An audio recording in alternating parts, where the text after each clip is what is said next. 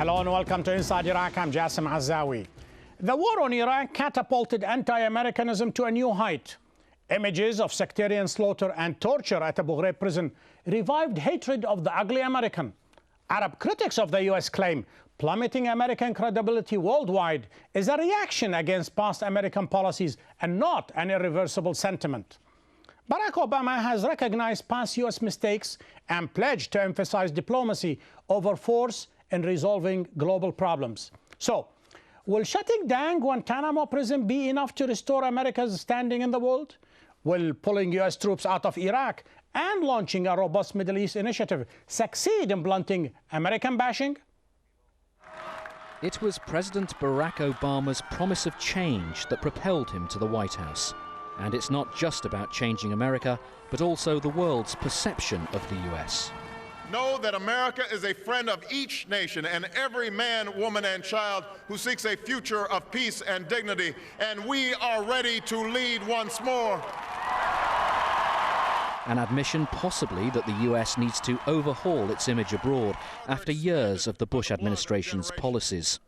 According to a worldwide poll of opinions, the collapse of America's moral standing began in 2002 and continued to drop to its lowest level in 2007. This stark drop in credibility was not just among Muslim countries, but with America's Western European allies. Bloody war! 5, 6. The invasion of Iraq in 2003 by US troops and its allies was cited as the main reason for the widespread anger against the US. The poll showed that many condemned what was regarded as America's unlimited aggression in Iraq and the abandonment of American ideals. Reported tortures and abuses of Iraqi prisoners in Abu Ghraib and the continuing occupation of Iraq further aggravated America's image. One of President Obama's first priorities is to distance himself from Bush's policy of so-called war on terror and end the Iraq occupation. He ordered the closure of Guantanamo Bay prison, outlawed torture, and wants US troops to be withdrawn from Iraq within 16 months of his presidency, earlier than the agreed withdrawal date of 2011. With the US involvement in the Iraq conflict coming to an end, President Obama is now reaching out to the Muslim world to bolster the tainted American image. My job is to communicate the fact that the United States has a stake in the well-being of the Muslim world, that the language we use has to be language of respect. But these bold changes in American foreign policies to remake the US image abroad will hinge on how well President Obama handles the still politically volatile situation in Iraq. To understand the reason behind the rising tide of anti-Americanism, I'm delighted to welcome from Washington Anne Somerset, spokesperson of the Bureau of Near Eastern Affairs at the US State Department, and from London by British Labour MP Jeremy Corbyn, and from Amman, Jordan, to Jan al-Faisal, a former member of the Jordanian Parliament. Welcome to Inside Iraq. Jeremy Corbyn, let me start with you and let me ask you a very simple question. Is there a direct linkage between plummeting US credibility and the invasion of Iraq?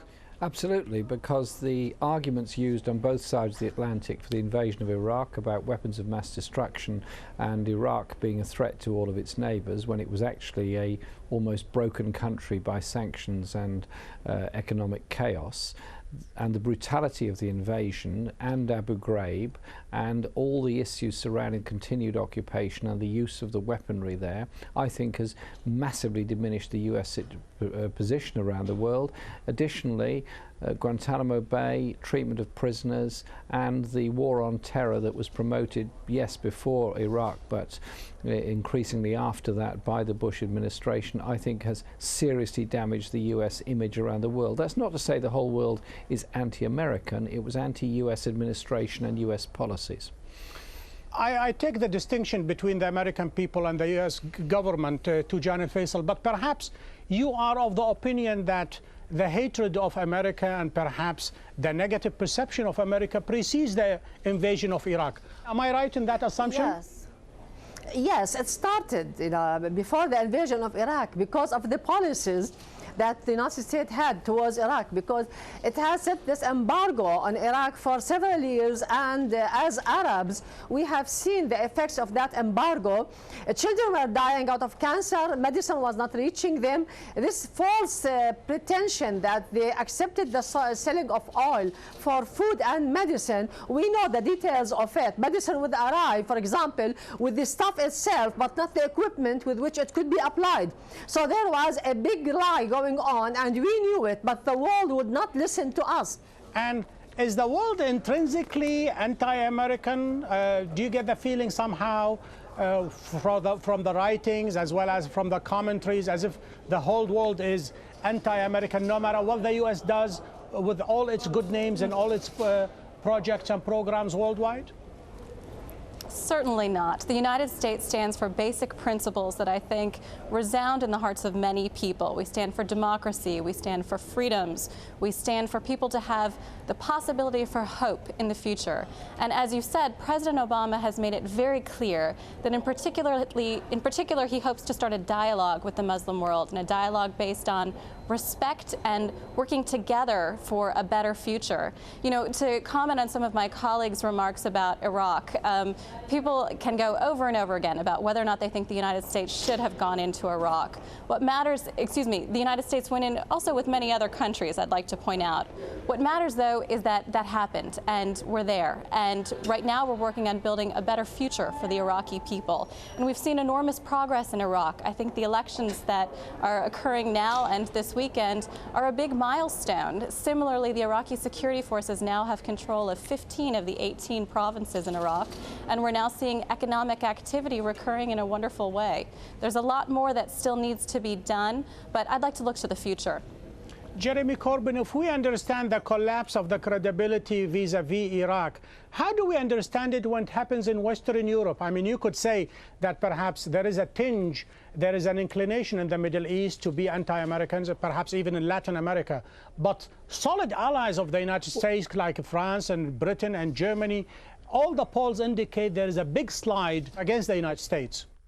Well, there was a big division in Europe about participation in the Iraq invasion. France and Germany famously refused to join it. Spain, Britain and Italy did support it, Britain particularly. The opposition was strongest in popular demonstrations in Britain. The biggest ever demonstration in British history took place against the invasion of Iraq.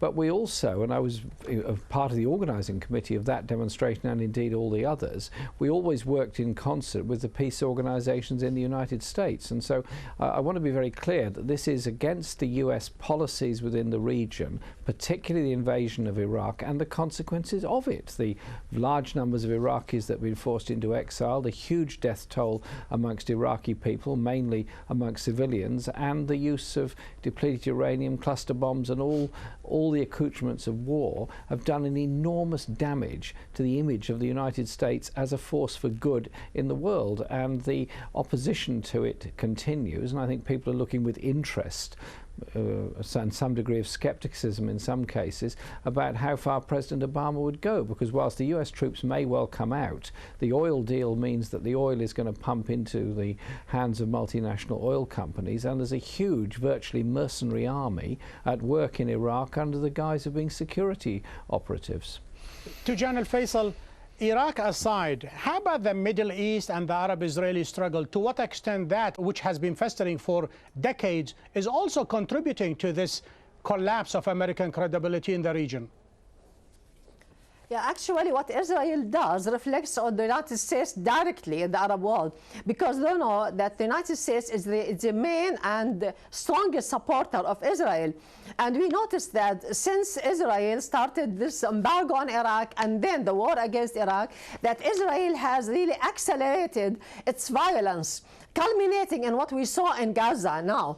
And now, you know, people are wondering, after they have raised hopes with the coming of Obama, talking about principles, that security alone is not enough and it should not contradict the American principles. What we have seen is total silence. Okay, if we said that, because United States had only one president. Even when he came to the post of presidency, he did not actually address the sufferings of the people of Gaza. So if he closes down Guantanamo, that will be very practical, even for the Bush administration or the Republicans, if they came back with the same politics, because it will be easier for them just to bomb these people in their homes, like what happened in Gaza, children and women and men, instead of taking them to Guantanamo and the whole world criticizing them. Okay, Tujan. Let me get a quick response from Anne before I take a break. Go ahead, Anne.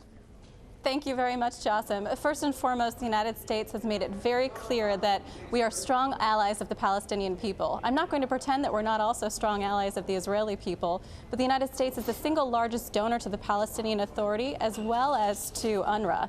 And we've worked very hard and we've made it very clear that we're very concerned about the plight of the Palestinian people in Gaza in particular.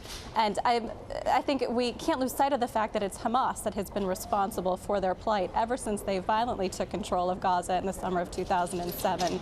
I'd also like to ask Tijan, she keeps talking about this embargo against Iraq. What exactly does she mean? At the moment, Iraq has been reaching out to its neighbors, and its neighbors have been reaching out to Iraq, and we're seeing Iraq playing a growing role as an Arab country in the region. When we come back, I'm going to ask Jeremy Corbyn, what can President Obama do to reverse this credibility gap? Stay with us.